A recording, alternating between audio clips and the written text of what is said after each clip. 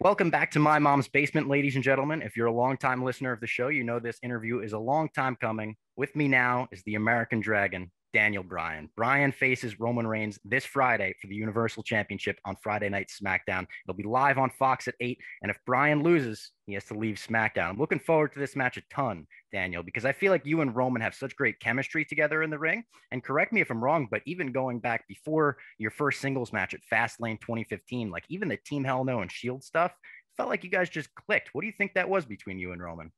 Yeah, so part of it is just getting time in the ring together. When the Shield came up, we were like, it was me and Kane and sometimes one other person against those three guys. Like on and on and on and on. It felt like every week and on live events and all that kind of stuff. And you just get a chemistry, with people. The other thing is Roman's just really good, right? And he has chemistry with a lot of people. So I feel like I have chemistry with a lot of people. So, but I think one of the things too that's interesting is just our history together, and I think that that's part of what makes the matches intriguing, and the fact that it hasn't been seen a ton. Yeah. The singles matches, at least. We did one at Fastlane 2015, one at Fastlane this year, a super short match at Elimination Chamber, and then this one, and that'll be all of them. Are you enjoying this current feud with Roman? Because the dynamic is now swapped too. He's now the head of the table, right? He's got Heyman, he's got Jey Uso. So are you having fun with this iteration of Roman Reigns versus Daniel Bryan? So yeah, I have actually more fun with this iteration of Roman Reigns than I do with this iteration of Daniel Bryan. I would have loved to have done Planet's champion Daniel Bryan versus this version of Roman Reigns to see who could get the fans to hate them more. But I don't think I don't think that's really like something that's good for the mass audiences. Like, oh, two people that everybody hates. Yeah, I mean, I loved your stuff as Planet's champion. Your promos, the serious stuff with Rowan. I thought the title was even amazing, the hemp title. And I ask if you're enjoying this stuff because you kind of shook up the wrestling world last week with an interview you gave with BT Sport, where you talked about the WrestleMania main event you had with Reigns and Edge. And you said you felt sort of a weird sense of detachment from it. And it was like an out of body experience. And you said it might have pushed you closer to that idea of being a part-time wrestler, full-time dad than ever before. Have you had time to sit on that anymore? I know it's only been a week since that, but you just described WrestleMania as a bit of a weird experience. Yeah. I mean, figuring it out is like how do you figure out a momentary experience? You know what I mean? But it was momentary but profound, right? So just trying to sit with that and see what does that mean? What does that mean for me? What is my relationship now to wrestling? That sort of thing. And that's something that, I've been talking with my wife about and have been talking with my friends about. It was really funny because one of my friends, I was talking to him this week, and he was just like, it's so weird that what you talked about in the interview, I had a dream like that. It was exactly what you were talking about, but it was in a dream and it wasn't like a real thing. And I was like, yeah, mine was real. But it was funny because I think a lot of my colleagues like kind of understand that feeling of, even if they haven't felt it, so it was just, and it was so weird too, because I get such joy from wrestling, and to not feel that was very unusual. Do you think the feeling could have been just maybe you're at peace with your career at this point? Do you feel like you have much left to accomplish in wrestling? I don't want to say I've never. I really haven't felt like I've had a lot to accomplish for a long time. But accomplishing things was never my goal. I do it now because I enjoy doing it. Yeah. I think the juxtaposition now is how much do I want to do it versus how much do I want to do what I love even more, which is spending time with my kids. We'll have this big match on Friday. On Saturday is my daughter's birthday party. And so it's like, I'll fly home and have, just be completely exhausted, whatever it is, right? And then coffee up, and I hate coffee. I was, just so I can be like there and present and be exactly how she wants me to be for her birthday party, right? So like, and to me, so when you look at what's more important, being present for your children in the best way possible, or and I've always seen wrestling as kind of this selfish thing that I do, this thing that I get like an incredible amount of joy from, and doesn't feel like I give much back. So it's like I've always seen it as like this very selfish thing. That seems crazy though, because as a huge fan of yours for so many years, you've given so much to wrestling. And I feel like, as someone that followed your whole journey, right? When you had to retire and you were the SmackDown GM, we heard that you were not enjoying that experience. Being around wrestling, but not being able to wrestle was like depressing for you. Hearing that you're enjoying being a father even more than wrestling now makes me happy. It's like, all right, well, at least he has an avenue out now where it's like, I feel like the Dark Knight Rises, where Batman gets a happy ending at the end. You're like, all right, Batman could stop fighting the Rogues Gallery at the end of the story and go live a happy life with Catwoman. Yeah, I don't know that story, but Sorry, yeah, I got too nerdy on you. You're on a show called My Mom's you're talking to Basement. the wrong guy. I got too nerdy on you. I read another quote from you recently where you said that you were kind of trying to weasel your way into wrestling for the WWE and maybe some other companies. And I feel like this is something that you've floated out there for years. I remember you talking about it around WrestleMania 31. You wanted to do a hair versus mask match down in Mexico. Is this something that you've actually like brought up to Vince? Can you expand upon that at all? Yeah. So I've brought it up to a lot of people, and I don't think the Mexico thing would happen, but uh, I also think that now is more than ever is a time when people are open to new ideas, right? So it's like so I think I have made some headway. Whether any of it actually happens, who knows, right? So it's like it's just one of those things that one of the things that I think would be great. I don't think people truly understand how great a lot of the WWE superstars are, right? As far as you because we don't necessarily put on a pure wrestling product. We put on a sports entertainment product. And so, but if all of a sudden you saw Cesaro in New Japan, for example, like people would be like, "Oh my God, this guy's the greatest," And there's Yeah. multiple people. I think you put Otis in New Japan, and people would be like, "Holy cow, this guy is amazing!" Like Vader from the '90s type vibe. You know what I mean? People think of Yeah. him as the Worm guy, but him being able to do and learn and work with some of those guys, and that sort of You thing. spell And it's Otis with just all caps down in Japan. Yeah. yeah. And it's just a different presentation, right? So it's like I think that would be cool and a very unique contribution to wrestling as far as like giving back to being able to like, hey, I also think it would just be good for say WWE and just wrestling in general for people to say it that are in the developmental system right now, for them to be able to go and learn in other places. I mean, I wouldn't be the performer that I am today if I hadn't wrestled in Japan, and not just like Japan where it's like sports stuff, but also like Butlins in the UK where it's all comedy, and I'm out there waving an American flag, singing the national anthem, getting my pants pulled down, seeing how many times I can get hit in the groin in a match, right? That sort of thing. I think all of those things add to your depth as a performer, and then when it's time to put you in like a top position, then you can do any number of things. Obviously, as a fan, you're speaking my language. I don't think there's a fan on the planet that would be opposed to this idea of WWE superstars, popping up in other promotions around the world. And like you said, who knows? Now more than ever, we just saw Chris Jericho on the Broken Skull sessions. Like, we don't know what's happening in wrestling nowadays as fans. None of us know. I don't know. I'm in it. I'm in it. I don't know. I don't know what's going on.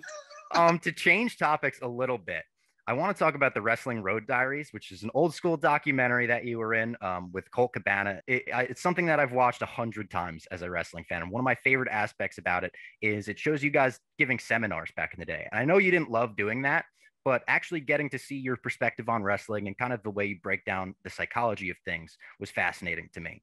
And a lesson that you tell everyone in this seminar is that cool moves don't mean anything. They'll get you claps, but they won't get a crowd behind you.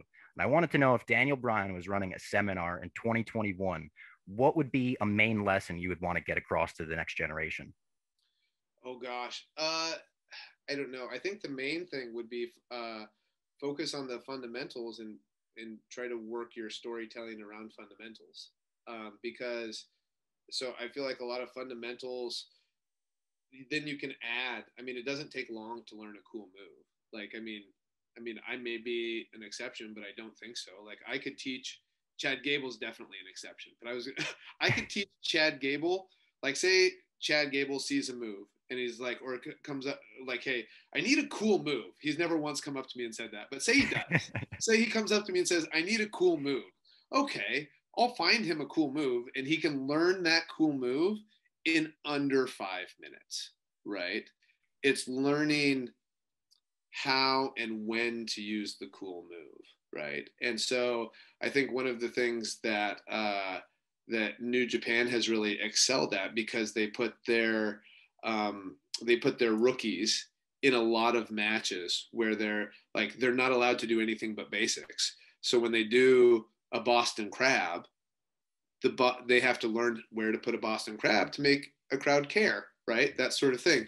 And like that used to be part of the fundamentals of wrestling. But I mean, if I was doing, but I also, it's weird. I also think there needs to be more mentoring in wrestling.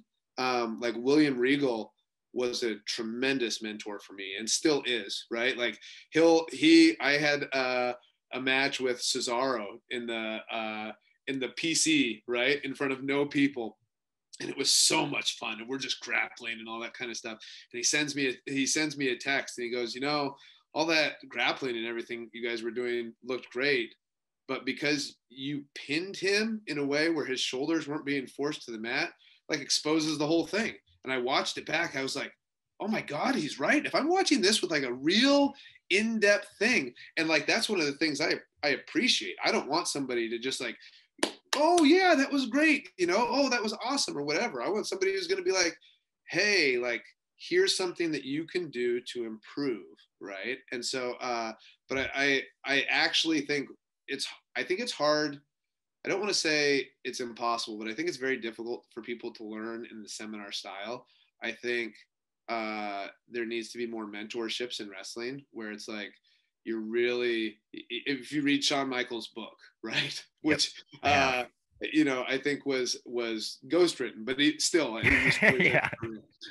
But he talks about doing these matches in, say, like Memphis, and I forget who the specific person was, but they're wrestling him and they're telling him exactly what to do, and then they get in a car ride and they're talking about why they're doing it and that sort of thing. And that used to be a staple of wrestling and how people would learn and how people would come up. I think it's gotten more individualized recently, where not a lot of that happens. And so I think that's actually the best way for people to learn, is if you can find like a good mentor and people who are willing to mentor and who want to be mentors. I was blessed with William Regal in my life, and my career wouldn't be the same without him, without his mentorship. So I've read your book and you talked about not loving the trainer experience, but liking the one-on-one experience. If someone was really committed and you knew they were committed, you liked helping them learn. Do you see yourself maybe stepping into that role, like a William Regal for someone else? Yeah, I would love to. It's just I'm at a different point in my life. Like, are they gonna come to where I live? Throw a ring in the backyard. Yeah, right next to the garden. Yeah. Come live out in the middle of nowhere, and where there's no shows and no ring, and I'll people would do it. You're Daniel Bryan, man. Yeah. I was actually introduced to independent wrestling because of you. I was on wrestling message boards back in 2009. And when you signed to the WWE initially, there was a big buzz about it. Some people saying, oh my God, this is going to be the greatest thing ever. Some people saying, oh my God, they're going to ruin my favorite wrestler. But there was just a buzz. So I said, okay, I got to check out this guy, Daniel Bryan. I didn't know there was independent wrestling like this. And the first match of yours I saw was against Nigel McGuinness at Unified. That was the first match I watched, and it blew me away. I watched it twice over, like hit the replay button right away. So I want to ask you about a few independent matches of yours that I love and have loved for years, starting with that one and what you think about them today. Like that match with Nigel is legendary. People still talk about it 15 years later. How do you look back on that? It was weird. It's weird because I'm proud of the work and I'm proud of the work we put in, but I also look back on it and be like, what were we doing? Right. In recklessness? Yeah. In the sense of, and I feel like besides the one spot, which is me pulling Nigel into the post, and Nigel, God bless him, in his mind, he was going to get busted open by headbutting that post. And he like, it was like, hey, if it doesn't happen by the third time, man, we're not doing it. And he whispered to me, one more time. And then you see it on the video. He just headbutts the post. And I was just like, oh my gosh. And like, In the moment, are you like, oh my God, are you so adrenaline fired up that you're like, hell yeah, one more? no, I was, oh my God then. And, Okay. and that was before Chris Nowinski's book had came out on concussions and all that kind of stuff. And so, or at least before I had read it. And so, he had this huge knot on his head, and it bled down into his eyes and all that kind of stuff. And like, I think it's a fantastic match, right? Yeah, no, it is. But when you look at the long-term repercussions of it, I wouldn't, if I wouldn't show that to somebody aspiring to be a wrestler, because I don't want them to think in the same way that like I watched maybe one too many Misawa Kobashi matches before I started wrestling. Like, I don't want people getting into wrestling thinking like, oh, this is so awesome, this is what I want to do. No, this is not what you should do. But it's hard, like, it's hard to tell young people that, right? You couldn't have told me that. Like, if like, and people did. People told me Yeah. like, hey, you can't do all these things. In 2000, I did to Brian Kendrick. I did Homicide's finisher. Oh, yeah. I did that. I did that to Brian Kendrick, and he landed completely safe and all that kind of stuff. Regal came. He was at the show, and he came to the back and he said, "I don't ever want to see you do that move again." And I thought he was joking at first, and I laughed, and he said, "No, I'm deadly serious. Never do that move again." I never did it again, and it's just like, Wow. it's this concept of like, hey, yeah, cool moves are cool, but these are real bodies. You know what I mean? So it's like you've gotta take care of yourself. Of course. Moving on, I'd like to ask you about your match with Kenta, Glory by Honor 5. This is at the Manhattan Center, a legendary venue for wrestling and a legendary venue for you. Yeah, that's one of my favorite matches, and I think one of the reasons, I don't know why I feel this way, but I love matches that are really hard on my body. Like, Because it feels like a war more. yeah, it feels more. I don't know what it is. It just feels more like, yeah, and like I legitimately separated my shoulder. I don't know what it is, like 3 weeks before, and so I can barely move my arm and all this kind of stuff. And he's just kicking the crap out of it, right? And I just thought the build up. So Gabe Sapolsky was the booker of Ring of Honor at the time, and the build up that he did with Kenta, where he didn't lose at all, and he was just, you know, beating everybody into this thing, really. And people knew that my shoulder was messed up, and people really believed that Kenta was going to win. And when you have that, and when you have this feeling of like, people, like, you didn't see me lose much and you didn't see Kenta lose much, and it felt big to the audience. And like, I love that kind of stuff. And then to be able to tell a story where, I mean, when you say tell a story, it was legitimately kicking the crap out of my separated shoulder. That Yeah. But it was great. I mean, the story of like is, Kobashi and Joe is chops, but it works. You know, you don't need much more than that. yeah. So it's like, that's one of my favorite matches. I recently interviewed Excalibur, and I was talking to him about, the PWG commentary style started as very comedic, and then it eventually along the way it transitioned into serious toned commentary when it was necessary. And I asked him, when do you think that switch happened? And he referenced your match against Chris Hero when you got signed to WWE, and everyone assumed that you were just going to lose to Chris Hero, and you actually won the PWG World Championship. This is a 43-minute match. You went out there and tore the house down. What do you remember about that one? I just remember, actually, the thing I remember most about it is thinking like, oh man, this might be my last time ever wrestling in front of this crowd. And that was before PWG was what PWG is now, where you can't get tickets to Pro Wrestling Guerrilla, right? Like, it's, but it was still really cool in developing this super underground fan base, and I love those shows. And the idea that like, hey, this might be my last time wrestling here. Like that's what punctuates the match more than the match itself. But I always loved wrestling Chris because Chris, like his mind for wrestling is great. And then also you don't need to call a lot with Chris. Like you don't have to like put a match together that much. You can go out there and you can just wrestle because he knows every hold that's ever happened, right? And every counter to every hold that's ever happened. And so it's like, so he and I can just go out there and like just and then get really stuck in. And I like that kind of stuff. It's fascinating to hear from me because you've had a lot of like longer matches with him. To think that some of that wasn't called and it was called in the ring is pretty cool. There's two more PWG matches that I want to ask about, and both of them have a similar style in that I don't think they went the way that most people expected. The first of which is at PWG 100, and Excalibur actually brought this up in our interview as a match that just took everyone by surprise in the back, and it was the John Jacob Jingleheimer Schmidt match, where everyone expects, oh my God, Kenny Omega and Bryan Danielson are about to go butt heads and it's going to be this hard fought battle. And you wind up doing the do-si-do and singing John Jacob Jingleheimer Schmidt in the center of the ring. The crowd loved it, but it's just not the match anyone expected. So one, you have to think that Kenny Omega then is not Kenny Omega now, right? So it's like, I think if we did that now, like if you booked like Daniel Bryan versus Kenny Omega or Bryan Danielson versus Kenny Omega, and we gave him the John Jacob Jingleheimer Schmidt bit, it wouldn't fly. People wouldn't be happy.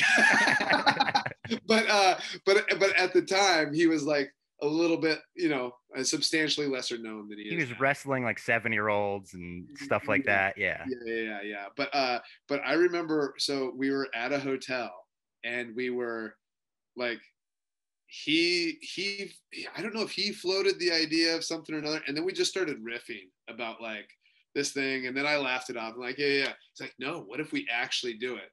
I'm like, what are you saying to me? But I think that's one of the things. I have a lot of respect for Kenny Omega, and it's not just the great matches that he's put on. It's also that he looks at wrestling differently than anybody else. And so when like when you look at, say, like Young Bucks, who you would think of in a similar vein, you can see where the Young Bucks take on wrestling is. It's like a takeoff of a genius takeoff of the wrestling that they loved when they were younger, right? And mimicking it, but also like evolving from that and evolving from the takes from that. That's why I think it resonates with so many people, the way that they wrestle. Kenny, it doesn't have a previous evolution point. It's just these completely new things that have entered his head that he's daring to try, right? And so when I finally agreed to do it, it was like, I just remember getting to the back. I don't remember anything else about the match. Like, I don't know if the rest of it was good. I don't know. It was a good match. I don't know anything about it. I just remember the John Jacob Jingleheimer Schmidt bit, and the crowd, like, because I wasn't convinced it would work. I was like, do people even still know that song? Or, whatever it is. And and we did it, and they went nuts for it. And yeah, I loved it. And the final match on your independent career that I want to ask you about, and this is the one match that I brought up to you once before. I met you at Access. It was just a fan thing, and it was the one match that I had to bring up. And you said most people that meet me here have not seen that one. And it's your headlock match with Cesaro at PWG. And this is another one. You talk about daring to try and thinking about wrestling outside the box. You guys wrestle a 10, 15-minute match where you're stuck in a headlock the entire time. And the big climax is you just getting out of this headlock. And it is one of my favorite PWG matches of all time, just based on its uniqueness. What do you remember about that one? So I remember Claudio and I being up in the locker room, and I would always, as much as I could try, in that specific Pro Wrestling Guerrilla venue, it was hard to kind of see the matches. So you have to go, the locker room's upstairs, you have to kind of go down and peek through the curtain and all that kind of stuff. And I'm watching all these matches, and they're doing all this stuff. And I'm like, we can't follow any of this. Like, as far as just stuff goes, like, we can follow it with like people seeing me as a little bit more of a star than some of the other people or whatever, but we can't follow it from a moves perspective. And it was interesting when I was in developmental, actually, where I got the idea is when I was in developmental, Al Snow, of all people, would have us in training, and he only had us maybe do it like 2 times. Like, okay, work a match where you just, for 5 minutes, just somebody grabs a headlock and you just try to get out of the headlock. And then he'd criticize every single one of us as far as like not doing it right or whatever it is. You know what I mean? But I always thought it was kind of an interesting concept. And then Tony Garea, and this was in one of my like episodes of going in and being an extra for WWE, Tony Garea, he said, "Oh, we held a hammerlock for 45 minutes and the crowd was going crazy," or whatever it is. and I was like, huh, I wonder if that's still possible. And the idea would be is that you have to tell a story that makes people care about why I'm in a headlock. And so for people, most people haven't seen it, will never see it, whatever it is. We wrestled before the headlock, and then I hurt my ear, and then Cesaro's so strong, he grabs a headlock to work my ear, and I can't get out because he's so strong. Now, what my favorite part about this whole thing is that you can see the ebbs and flows of the fans thinking it's clever or funny, and then them being sick of it. And it would go like this. It would be like, okay, headlock. Oh, God, come on, get out of the headlock, man. Oh, this is so funny. Yeah, we love wrestling. Okay, guys, that's enough. Like, come on with the headlock. And then and then it would go like that. And then finally, I get out of the headlock, and there's this enormous reaction out of all the pro wrestling shows that I've ever done.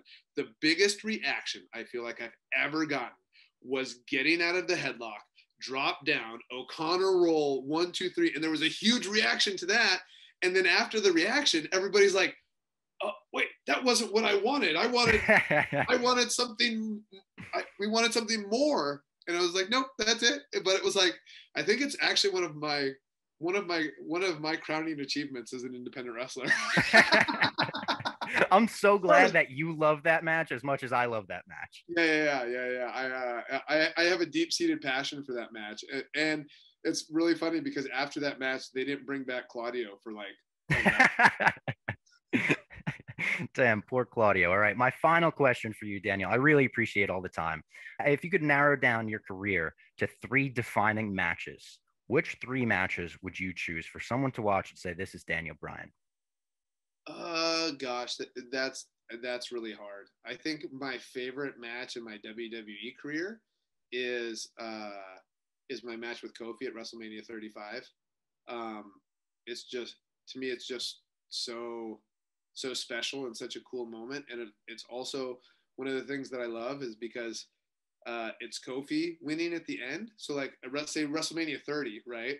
So like my shoulder's horrible, and like or at my neck, and like I've got this horrible pain down my arm, and then I know I have to get up and do media the next morning, and then everybody comes up to you and be like, "Oh, congratulations," and all that kind of stuff. There's a lot of responsibility to that. When I wrestled Kofi wins. Everybody goes to Kofi. Everybody says congratulations to Kofi. I get to have my moment with Kofi and be like, "Hey man, thanks, that was awesome." And then my daughter was there and my wife was there, and I get to go hug my daughter and my wife, and I get to go home the next day, and Kofi's the one who has to do media, and Kofi's the one who has to deal with all the people saying like, "Hey man, congratulations," all that kind of stuff. So I think that's actually, I think, my favorite WWE match. As it's hard to like narrow down things as when it comes to that kind of stuff, but I love my match with Brock Lesnar. It's one you wanted for so long, right? Yeah. And I think it's just really cool because I had just been turned into a bad guy the week before, and like, oh man, like I finally get to wrestle Brock Lesnar, and it's as a bad guy. But one of the things that I'm very, very proud of is I went out to booze, got them to cheer me by the end, and then when I left, they still booed me. which is like the perfect, to me, the perfect. And actually wrestling Brock Lesnar was gave me a deep-seated appreciation for how great Brock Lesnar is, Wow. So that, and the other stuff, I don't know, it's hard to narrow down just like one thing. I mean, if I were to say one thing that is like means the most to me, would be they were doing this championship unification with Randy Orton and John Cena, and it was in Seattle, and they had all the former champions out there. I was one of them, and they're doing this thing, and it's supposed to be a big build up for John and Randy and all this kind of stuff. But the Seattle crowd just keeps chanting Daniel Bryan, Daniel Bryan. They kind of hijack the show or whatever, and that is what it is. And just a cool moment. But what makes it super cool was that was the last time my dad got to see me wrestle, and so I will never forget. Because that was the last segment of the show. So after that happens, I'm walking around the ring giving high fives to people or whatever, and my dad, who's like a couple rows back, comes running up to the barricade, and just being able to give him a big hug. And he was like, he didn't really watch wrestling and had never seen me wrestle on that kind of level before.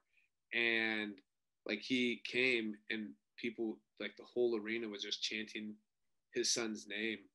And he went with his boss, and his boss's wife, I guess, is a very like talkative person. And she goes, this is Daniel Bryan's dad. And you're Daniel Bryan's dad? And so like, here, will you sign this? And he was like, oh, okay, Buddy Danielson, Daniel Bryan's dad. Yeah. It was like that holds just a special place in my heart. But I also think if you're just looking at like my career, that was one of the jumping points for me getting to experience the WrestleMania 30 moment, which I think from a fan perspective, people would say that's the biggest moment of my career or whatever. And so like that's what spurred me being like a real main eventer, as opposed to just kind of like a guy who flirted with the main events for a little while. That night, I remember watching Raw like it was yesterday, because I was the biggest Daniel Bryan fan in the world, still am, wanted you to be in that main event more than anything. And every time the crowd would hijack a show, I would get so happy. I'd be like, yes, they're chanting for him. Fuck everyone else. I didn't know what to do with it. I didn't know what to do with it. I was like, am I going to get in trouble for this? Was that like an awkward vibe for like those few months when the crowd was hijacking any segment that didn't feature you? Yeah, and especially because I'm not somebody who's like, hey, screw these guys, I deserve this spot or whatever. Oh, I know. You just told me about how happy you were to lose at WrestleMania. Yeah.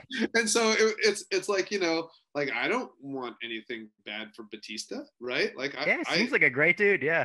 Yeah, and not only that, like, poor Rey Mysterio. WWE, he like, I put him in a heel hook and he sold it like hell and all that kind of stuff. And so it was just like, man, I don't want anything bad for this guy. It was just like, but it was just weird because it was just like this thing rising, and I'm like, oh my goodness. It was timing. Yeah, it was poor timing for everyone else, but amazing for you and amazing for Daniel Bryan fans. Being able to follow your journey and then see you main event WrestleMania. That WrestleMania main event is my favorite wrestling match of all time. I feel like it gives the perfect encapsulation of the whole journey leading up to that and the whole journey of your career. This has been awesome getting to talk to you. I'm looking forward to your match against Roman on Friday night. Everyone check it out on Fox at 8 p.m. Daniel Bryan, thank you very much.